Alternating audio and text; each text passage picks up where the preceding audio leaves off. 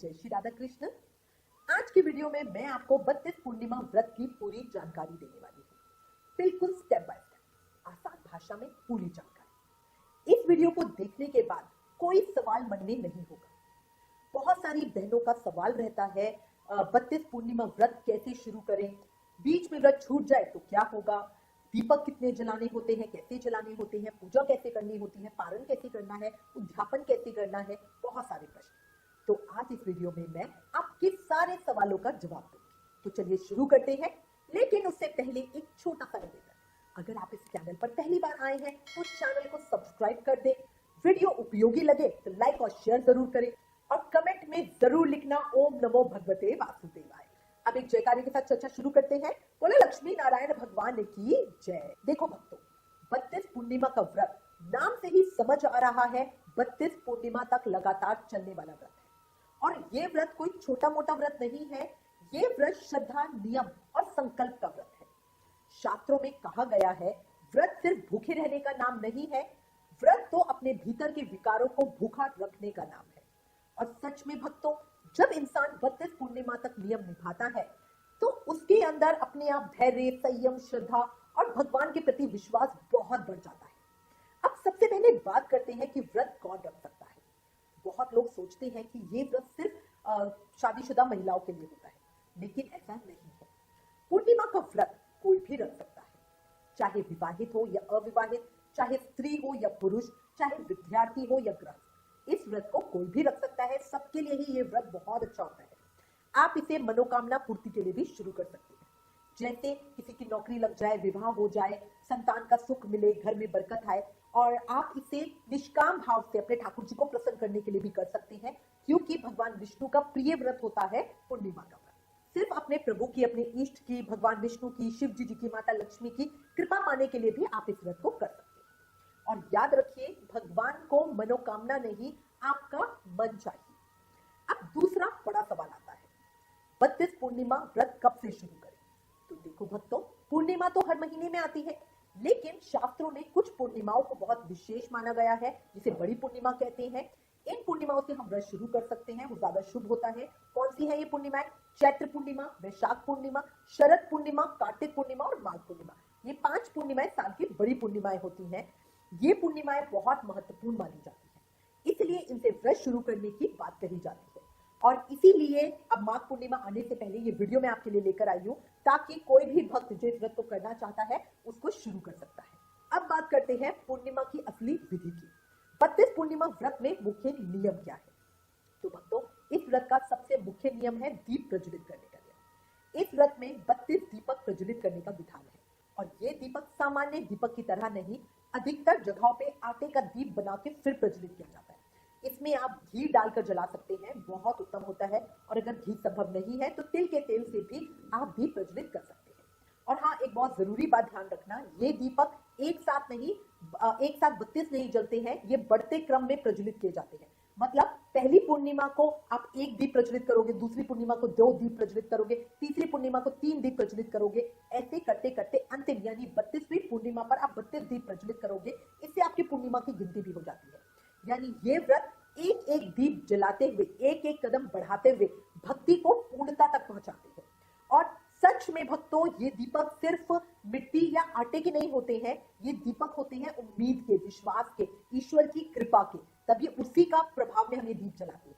क्योंकि देखो, जैसे हमारे गुरु महाराज कहते हैं, दीप जले तो अंधेरा हार जाए, भक्ति सच्ची हो तो भगवान भी पास आ जाए। इसीलिए दीपदान को हमेशा बहुत महान बताया गया है। अब बहुत सारी बहनें हमें प्रश्न करती हैं कि अगर मासिक धर्म आ जाए तो क्या व्रत छोड़ दें? तो भक्तों, इसका जवाब है नहीं, बिल्कुल नहीं। ये व्रत गिनती वाला व्रत है। जैसे आप कोई भी और व्रत करते हो ना, 11 रविवार के व्रत, 21 व्रत या 16 सोमवार के व्रत या 32 पूर्णिमा के व्रत, जो गिनती वाले, इस तरह की गिनती वाले व्रत होते हैं, वो बीच में कभी छोड़े नहीं जाते, वो गिनती में ही पूरे किए जाते हैं। क्योंकि अगर आप बीच में छोड़ देते हो तो गिनती टूट जाती है और व्रत खंडित माना जाता है। अब आप सोचोगे कि भाई पीरियड्स में पूजा तो करनी नहीं होती, तो अगर व्रत छोड़े नहीं तो पूजा कैसे करें? तो देखो, उस समय आप पूरा पूजन विधान नहीं कर पाएंगे, ये बात सही है। लेकिन आप मन ही मन या तो मानसिक रूप से पूजा कर सकते हैं, मन ही मन प्रार्थना कर सकते हैं। आप अपने घर के मंदिर में दूर से भगवान के दर्शन कर सकते हैं, चंद्रदेव के दर्शन कर सकते हैं और मन में नाम जाप कर सकते हैं। और जो दीप प्रज्वलित करनी है, पूजा करनी है, जो दीप प्रज्वलन का नियम है, दिलवाएंगे, चंद्रदेव को अर्घ भी स्वयं नहीं देंगे, किसी और से दिलवाएंगे।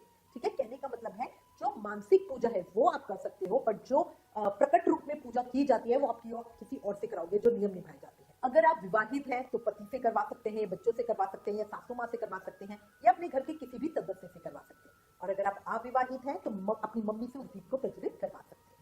आप मानसिक रूप से ठाकुर जी के साथ जुड़े रहे, भगवान के साथ जुड़े रहे, क्योंकि भगवान शरीर को नहीं भाव की पूजा को स्वीकार करते हैं। अब एक प्रश्न आता है, दीप कहाँ प्रज्वलित करने हैं? आप दीपक घर के मंदिर में जला सकते हैं, शिव मंदिर में प्रज्वलित कर सकते हैं, और चाहे तो चंद्रदेव के सामने भी जगा सकते हैं।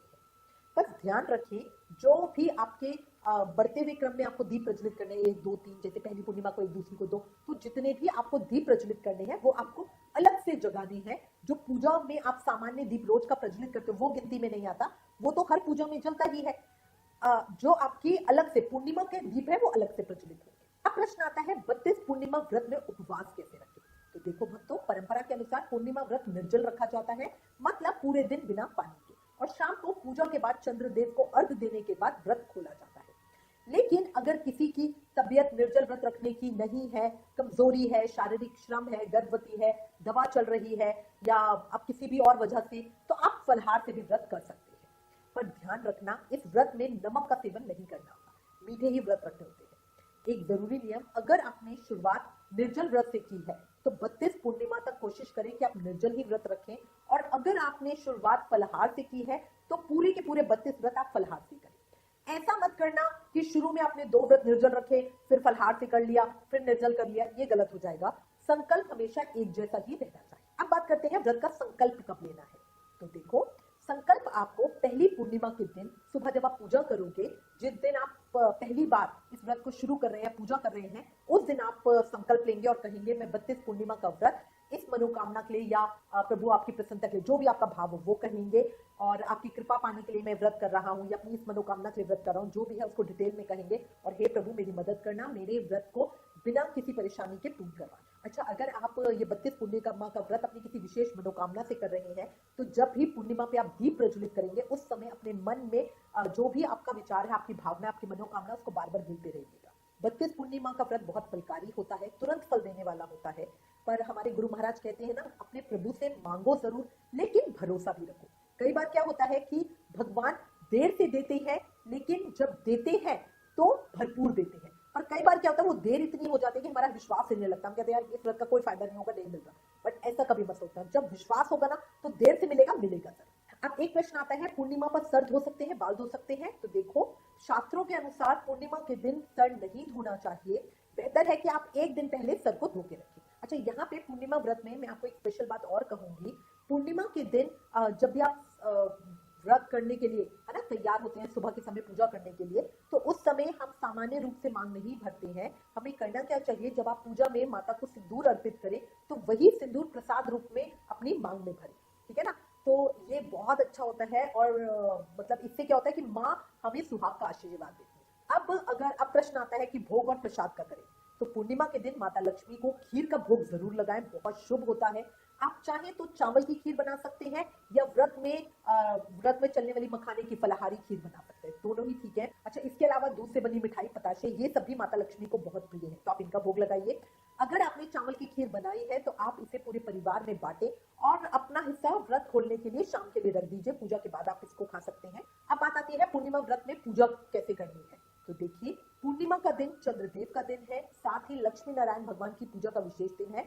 तो आप इस दिन सुबह ब्रह्म मुहूर्त में उठिए, स्नान करके साफ सुथरे कपड़े पहनिए, काले नीले कपड़े नहीं पहनना, पूर्णिमा के दिन सफेद पीले ही कपड़े पहनना, घर के मंदिर की बढ़िया साफ सफाई करना, सबसे पहले भगवान विष्णु और माता लक्ष्मी की पूजा करना, और इसके साथ भगवान शिव का भी जल अभिषेक करना।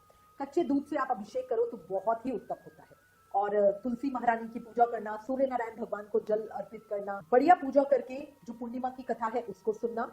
उसके बाद शाम के समय, पूर्णिमा में शाम की पूजा का विशेष महत्व होता है। शाम के समय जब चंद्र उदय हो जाए तो भगवान चंद्रदेव को अर्घ देना जल से। अर्घ देने के लिए आप एक लोटे में जल लें, उसमें थोड़ा सा कच्चा दूध डालें, और थोड़ा सा कोई भी मिठाई का भोग का अंश डालें, और फिर चंद्रदेव को अर्घ दें। देते समय आप बोले ओम सोमाय नमः। फिर चंद्रदेव के बढ़िया दर्शन कीजिए, उनके नाम से दीप प्रज्वलित कीजिए, फूल अर्पित कीजिए, और चंद्रदेव की उसी जगह पे खड़े खड़े 4 परिक्रमा कीजिए। अब देखो भक्तों, पूर्णिमा का दिन बहुत विशेष है, बहुत फलकारी है। किए गए किसी भी पुण्य का कर्म बहुत अधिक होकर मिलता है, तो पूर्णिमा के दिन पर पूजा पाठ अधिक से अधिक करें। विष्णु सहस्त्र नाम का पाठ बहुत अच्छा होता है, श्री सूक्त का, कनक धारा स्तोत्र का, इनके पाठ कीजिए, आपको बहुत फलकारी रहेंगे। अपने समय और श्रद्धा के अनुसार आप इसमें से किसी भी पाठ का नियम ले सकते हैं। हर पूर्णिमा व्रत पर 32 पूर्णिमा व्रत की कहानी जरूर सुनना। अब हमसे एक बहुत अधिक प्रश्न और पूछा जाता है कि पूर्णिमा का व्रत किस तिथि में रखा जाता है। तो भक्तों ध्यान से सुनो, पूर्णिमा में दो तरह की बातें होती है, एक है पूर्णिमा व्रत और दूसरा है सत्यनारायण भगवान का व्रत।